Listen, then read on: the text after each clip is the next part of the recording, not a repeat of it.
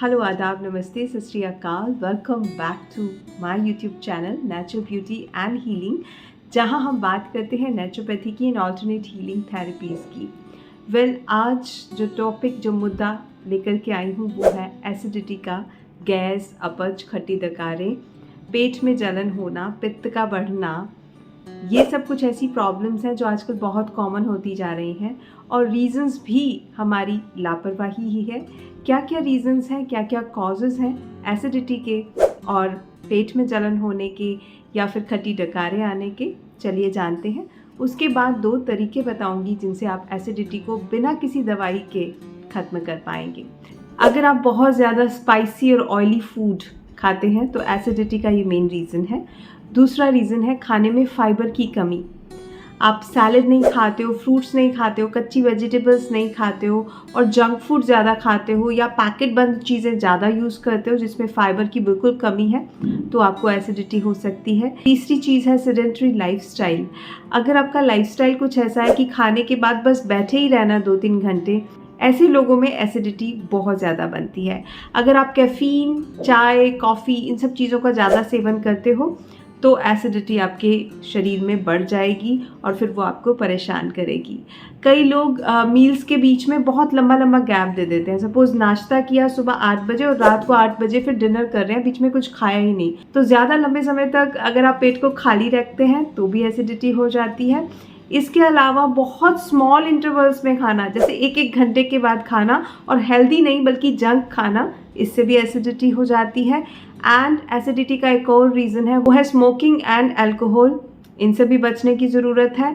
और एक चीज़ जो कि बिन बुलाए मेहमान की तरह से आज हम सब झेल रहे हैं वो है स्ट्रेस। आज स्ट्रेस हमारी ज़िंदगी का अहम हिस्सा हो चुका है। हर कोई टेंशन में है, हर कोई स्ट्रेस में है और ये स्ट्रेस सबसे ज़्यादा अगर असर डालता है तो हमारे डाइजेस्टिव सिस्टम पर डालता है, हमारी गट हेल्थ पर डालता है। तो स्ट्रेस से बचना बहुत बहुत ज़रूरी है। ये तो हुए कॉजेज़। अब एसिडिटी को कंट्रोल कैसे करें? कई लोग डाइजीन खा लेते हैं, कई लोग डोमपेराडोम का सेवन करते हैं। ये जितने भी एंटासिड्स मार्केट में मिलते हैं ये ज़रूर आपकी एसिडिटी को दबा देते हैं, लेकिन ये कंट्रोल नहीं कर पाएंगे उसको, ये जड़ से ख़त्म नहीं कर पाएंगे बीमारी को, क्योंकि एसिडिटी को ख़त्म करने के लिए जड़ पर काम करना पड़ेगा। आप देखेंगे ये दवाइयाँ अगर आप खाते हैं तो रोज़ाना ही खानी पड़ती हैं। फिर ऐसा नहीं है कि एक बार आपने दवाई ली और आप ठीक हो गए फिर एसिडिटी नहीं हुई। नो, जब तक दवाई का असर रहा तब तक एसिडिटी नहीं है। जैसे ही असर ख़त्म हुआ एसिडिटी फिर से आ जाती है। तो नेचुरल 2 तरीके हैं जो बिल्कुल आपकी गट हेल्थ को सुधारेंगे, एसिडिटी को कम करेंगे, आपकी बॉडी के पीएच बैलेंस को मेंटेन करेंगे, वो आपको बता रही हूँ। साथ ही साथ जो कॉजेज़ हैं उनको भी आपने कम करने की कोशिश करनी है। पहला है ब्रीदिंग टेक्निक। एक ऐसे तरीके से सांस लेना है जिससे कि आपके शरीर में एसिडिटी तुरंत कम हो जाएगी।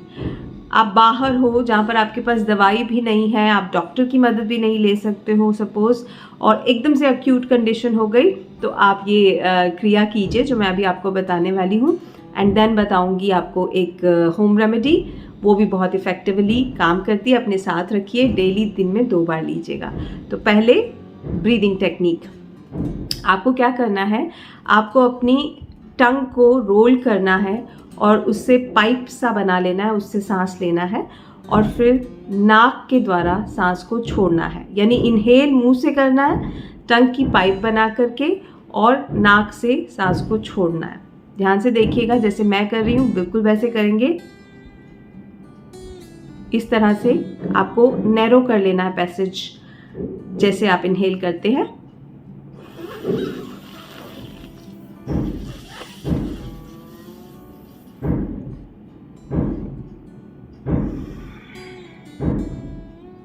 लंबी सांस लेनी है टंग को रोल करके और उसके बाद नाक से लंबी सांस छोड़नी है। इससे क्या होगा, इससे जो आपकी फूड पाइप में जो नर्व एंडिंग्स हैं वो रिलैक्स होंगी, उनको सूद करेगी, ये आपकी बॉडी को ठंडक देगी, एसिडिटी के लेवल को कम करेगी। ठीक है, दोबारा से करके बताती हूँ।